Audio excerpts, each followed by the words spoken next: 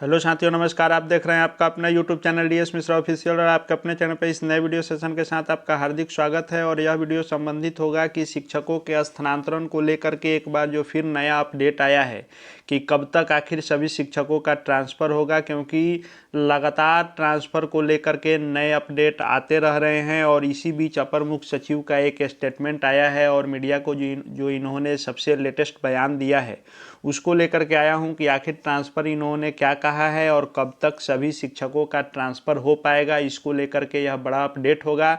लेकिन इन सब के बीच आपको यह ट्रांसफ़र के डेट को लेकर के कि कब तक शिक्षकों का ट्रांसफ़र होगा, एक फिल्मी डायलॉग हमेशा ज़रूर आपके जहन में आ रहा होगा। तारीख पे तारीख, तारीख पे तारीख मिलती रही मिलॉर्ड, लेकिन नहीं मिला तो ट्रांसफ़र।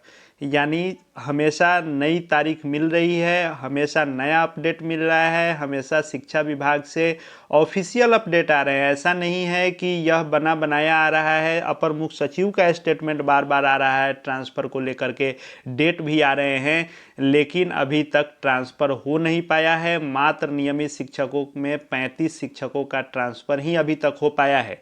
तो आज के वीडियो में हम लोग जानेंगे कि आखिर सबका ट्रांसफ़र कब तक हो पाएगा, इसको लेकर के अपर मुख्य सचिव ने क्या कहा है और क्या एक बार फिर से नया अपडेट है, इसी के संदर्भ में यह वीडियो होगा। अंत तक मेरे साथ बने रहेंगे और यदि चैनल से अब तक नहीं जुड़े होंगे तो चैनल को सब्सक्राइब करके बेल आइकन को प्रेस कर लेंगे, ताकि आगे भी शिक्षा विभाग एवं शिक्षकों से संबंधित हर महत्वपूर्ण अपडेट आप देखते रहें।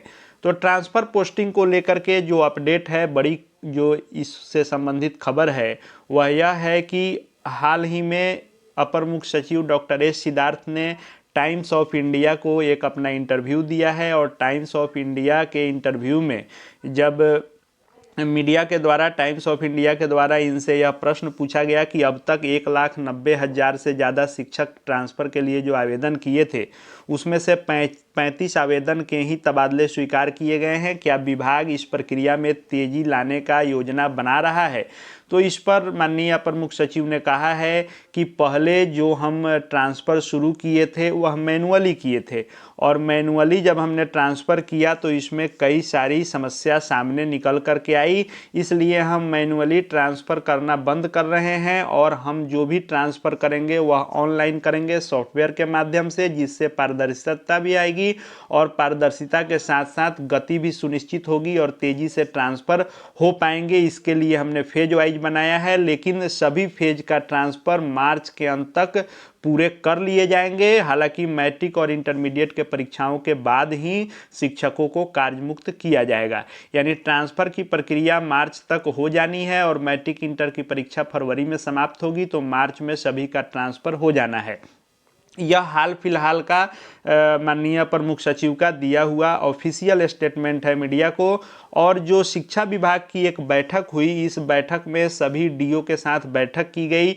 चूँकि जो सॉफ्टवेयर से ट्रांसफ़र होना है उसमें डीओ की भूमिका महती है, डीओ के द्वारा ही ट्रांसफ़र किया जाना है। इसमें कई जिलों के डीओ जो हैं एसीएस के सामने अपना जो है बात रखे और प्रेजेंटेशन के दौरान डीओ ने ट्रांसफ़र को लेकर के कई सुझाव भी दिए और इसमें आने वाली समस्याओं को भी उन्होंने रखा। चूँकि सॉफ्टवेयर तैयार हो चुका है, लेकिन सुझाव के बाद फिर सॉफ्टवेयर में काफ़ी कुछ बदलाव किया जा रहा है। अब फरवरी के प्रथम सप्ताह में ही यह सॉफ्टवेयर काम करना शुरू करेगा। एक बार ट्रायल हो चुका है, लेकिन कई जिलों के डीओ के आपत्ति के बाद इसमें फिर से सुधार किया जा रहा है और इस सुधार को हो जाने के बाद फिर से ट्रायल होगा इस सॉफ्टवेयर का और 5 फरवरी के आसपास एक गाइडलाइन जारी होगा कि 4 फेज जो बनाए गए हैं उसमें किस फेज का कब तक ट्रांसफ़र होगा, डेट को लेकर के और स्थानांतरण को लेकर के सभी गाइडलाइन उसमें बताए जाएंगे और उसी गाइडलाइन के अनुसार ट्रांसफ़र की प्रक्रिया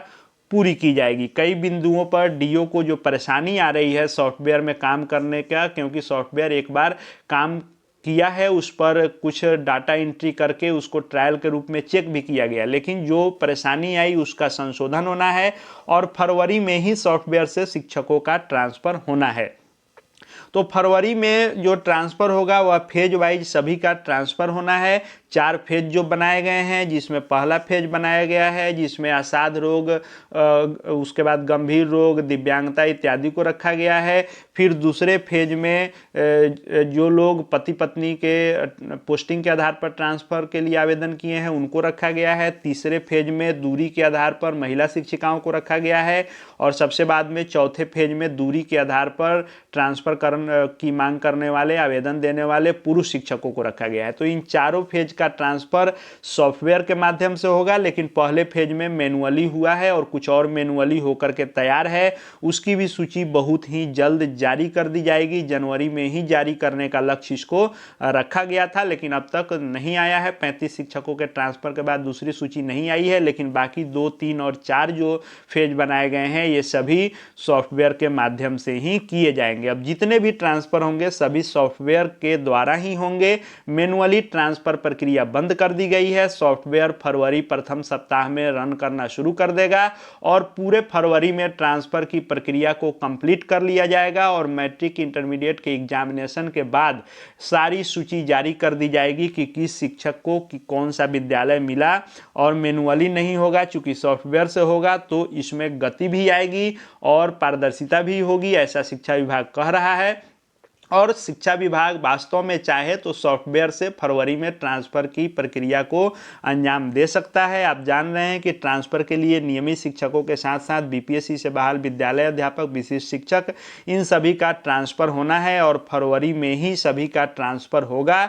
और जो रेगुलर शिक्षक हैं, पुराने वाले नियमित, उनका 30 जनवरी तक दूसरी तीसरी सूची भी जारी होनी थी और इसको 30 जनवरी लक्ष्य रखा गया था, लेकिन अभी तक दूसरी तीसरी सूची नहीं आई है।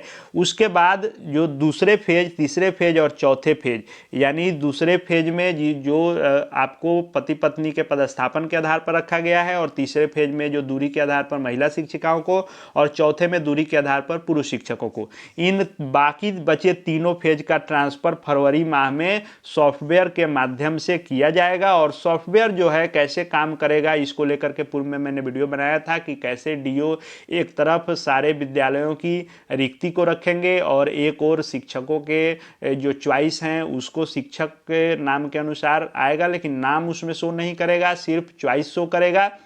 और उस अनुसार डीओ जो है रिक्ति में, यानी एक तरफ रिक्ति रहेगा, एक तरफ आपका चॉइस रहेगा और इसी में आपका ट्रांसफ़र किया जाएगा और डीओ के माध्यम से यह होगा।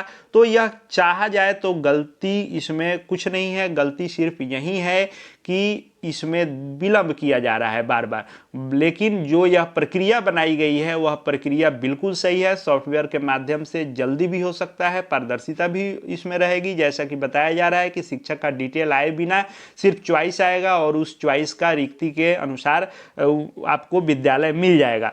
उसके बाद जो आपने अभी हाल ही में मानक वाला आया था, जिसको लेकर के वीडियो मैंने बनाया था कि हर विद्यालय के मानक तय किए गए हैं और उसके अनुसार ही रिक्ति अपलोड की जा रही है और रिक्ति अपलोड करने का जो डेडलाइन तय किया गया है वह 31 जनवरी किया गया है।